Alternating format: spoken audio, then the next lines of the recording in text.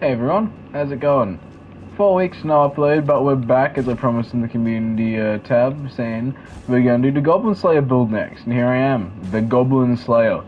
One of my personal favorite animes, maybe not top 10 thinking about it, especially with recent anime productions such as Solo Leveling already creeping its way into my top 3. But Goblin Slayer is definitely in my top 20, definitely somewhere around there. Now, I've watched a good amount of shows, so that's pretty fucking impressive. Now, Goblin Slayer, the build I do for Goblin Slayer, has been a constant throughout every Souls game I've played. It's a build I enjoy doing because it's simple. However, in Elden Ring, I decided to spice up a bit by adding some more features to the build. So, let's just start with the equipment we have on. I use a heavy broadsword, a heavy club. I use Roger's rapier. Bear in mind, heavy, if you see this is just an infusion. It's not, they don't actually have different versions of the weapon. I use an iron round shield, a longbow, and a torch. I use the Knight's Cavalry helmet, the Bloodhound Knight armor altered, the Bloodhound Knight gauntlets, and the Bloodhound Knight greaves. We use the Dragon Crest Great Shield talisman, the Mottled necklace, Arrow Sting talisman, Assassin's Crimson dagger, and in my flask of Wondrous Physic, I just use a full heal as I felt that was the most Goblin Slayer. For the arrows, Serpent or Poison arrows and Fire arrows are the most Goblin Slayer thing I can personally think of to use.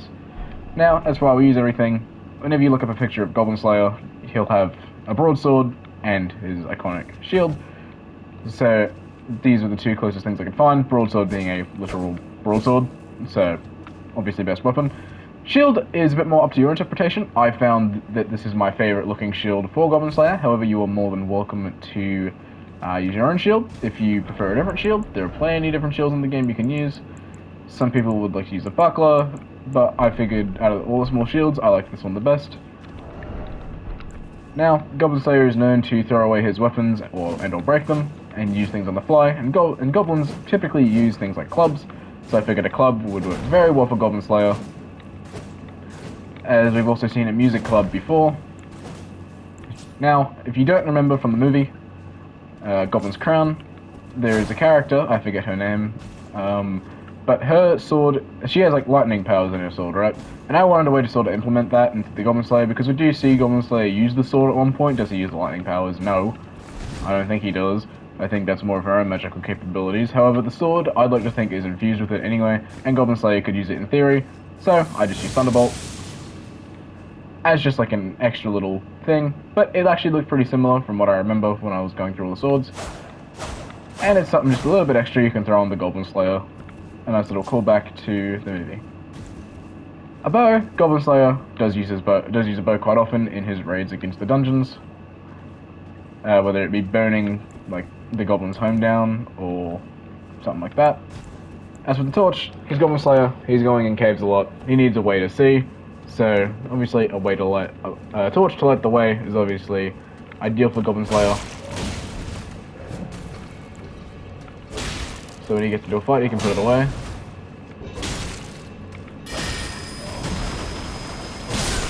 Not quite a goblin, but you know, works out.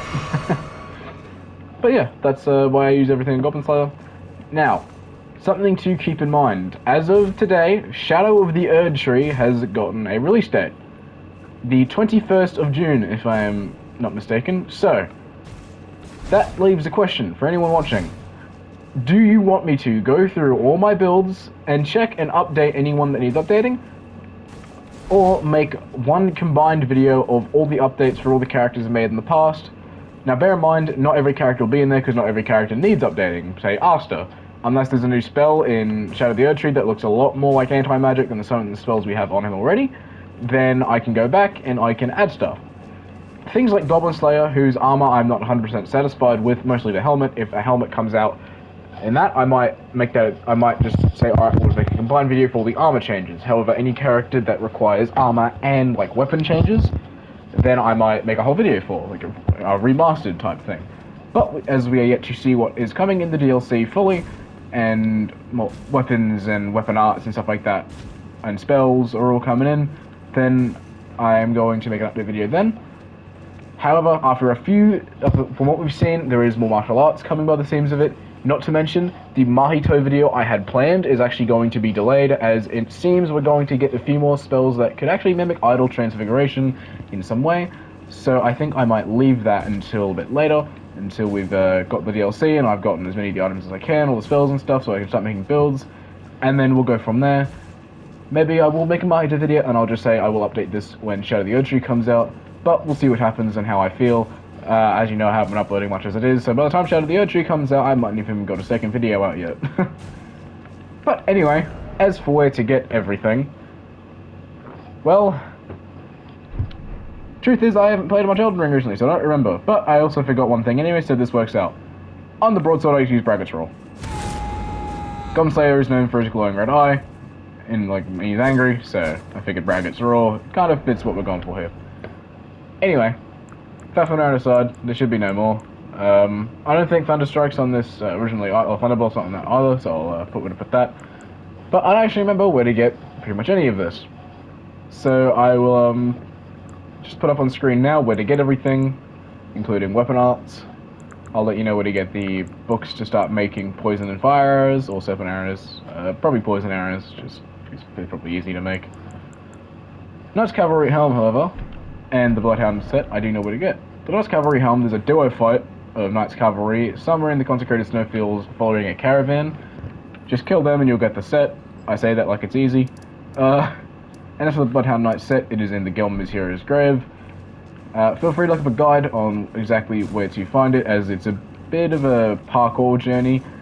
You have to kill a Bloodhound Knight and you'll get 2 sets down there, but the one you're after is this. You need to alter it. So if you do not have the ability to alter for whatever reason, head down to the coastal cave and kill the boss in there, and he'll drop the tailor kit, and then you can alter the armor. Dragon Crest Great Shield Talisman is in the Halig Tree. On the way to Melania, there'll be several elevators leading you down to Melania. Above one of those elevators is a chest, surrounded by Kindred of Rot. Get that chest, and you'll get the Dragon Great Shield Talisman. The Mortal Necklace, I don't remember where to put that, so I'll put that up on screen now. It's not exactly the most useful talisman in the world, however, poison resistance is something I figured Goblin Slayer would have invested into, and I wanted to do that, so you can make that whatever you please, but that's what I wanted it to be. The Arrow Sting Talisman, I will correct myself if I'm wrong, however, I believe it is obtained somewhere around Caelid. I think it's around here. There's a building you can climb into, and it should be there. I will correct myself if I'm wrong.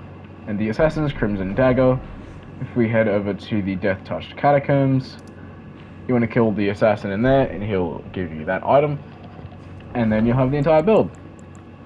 As for where to get these, considering this is normally up to you, I leave you to go get them. However, I do think I remember where to get both. So obviously you get one Crimson Tear after just picking up the flask in the Third Church of Marika, and to get the second one, I believe it is the Erdtree that is up here. I believe you can just go and pick it up. I won't do too much looking into that. I'll leave that up to you, because as I said, it's mainly up to you what you want to use. There are plenty of things you can probably use in Goblin Slayer within good reason. There are plenty of other things you can do with Goblin Slayer. I was thinking about investing into magic slightly because of like scrolls and stuff, because I always using a scroll, but I figured we'd keep it somewhat simple. We'd just make it say Goblin Slayer is Goblin Slayer and leave it at that. But that's about it. Here are the stats. You know, I don't abide by level 120 rules, so feel free to change whatever you need. I get asked about classes a lot. Goblin Slayer is definitely a multi-class, however I feel you could probably start as, what's the knight of this game? Vagabond, I think. And you'd probably be fine. He just needs a good amount of endurance to carry everything. It's mostly a strength build. Dex helps with the bow, I believe. Health is always nice. Stuff like that. So those are sort of your priorities. But as I said, Goblin Slayer, this version of him probably isn't level 120 compatible. However, base Goblin Slayer with just a broadsword and an iron round shield, if you just want to keep it simple, is probably pretty good on its own, and you can probably just invest into strength or whatever and get a similar result. But at the end, it's just a broadsword build, and well, I thought I should add a little bit more flair to the main build. Now, Goblin Slayer does not really show his face, like, at all. I don't think we've actually seen his full face, I don't think. But, however, I have taken images I've seen online to make my own. So we'll head to the Round Table Hold, and I'll give you them if you just want my interpretation of what Goblin Slayer looks like based on images I've seen online, of speculation and stuff like that. Now bear in mind, if it has been shown in the novels or manga or whatever, then I haven't read those, I don't know. I don't know what Goblin Slayer looks like.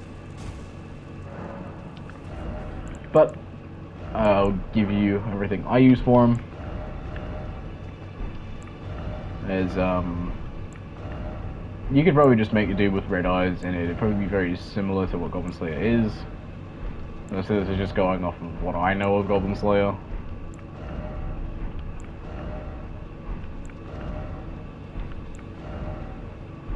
I do go through those very fast, so you probably will need to pause.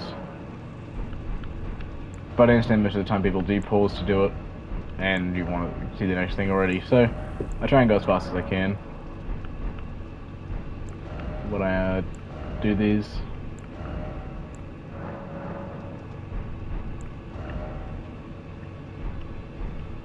Bear in mind this is all captured on PS5, so I know sometimes in older Dark Souls games things would change up a bit, but hopefully that's not the same.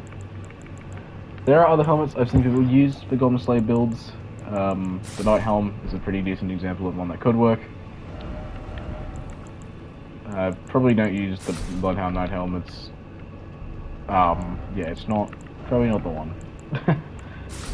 The Great Helm's another option, but I personally like the Knight's Cavalry helmet.